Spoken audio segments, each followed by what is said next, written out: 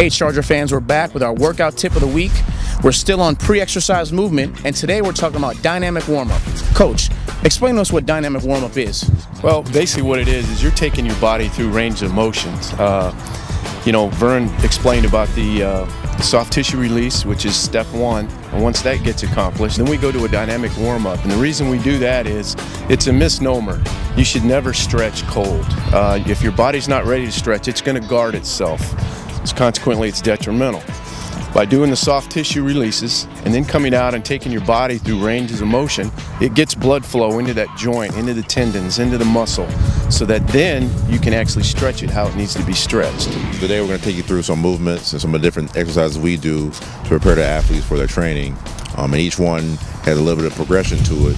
By the time we get done, we're really ready to work, and the athlete's body is really prepared to go through what they need to go through. So the first thing we're going to actually work on, we call it neck rolls. Coach is going to rotate his head around the axis of his neck, left to right, in big circles.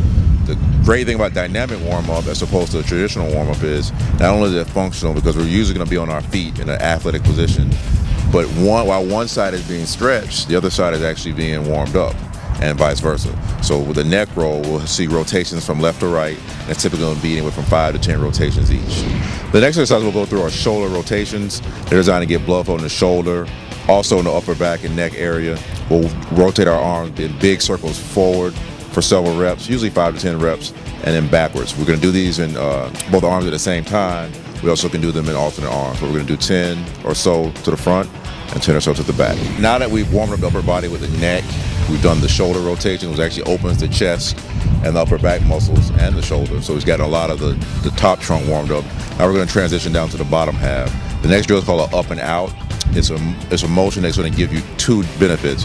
One is going to get the hip, a lot of synovial fluids, what we call it, get the hip joint warmed up, get a stretch in the glute and the groin.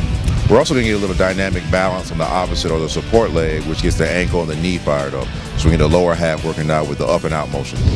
The final exercise in this series is going to be what we call leg across.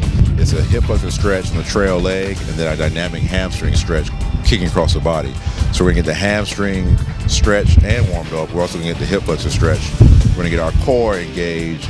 And again, that support leg is also going to get some work as the ankle and foot has to stabilize the body as the leg swings. So this will conclude the static portion of our dynamic warm-up. Thanks, Coach.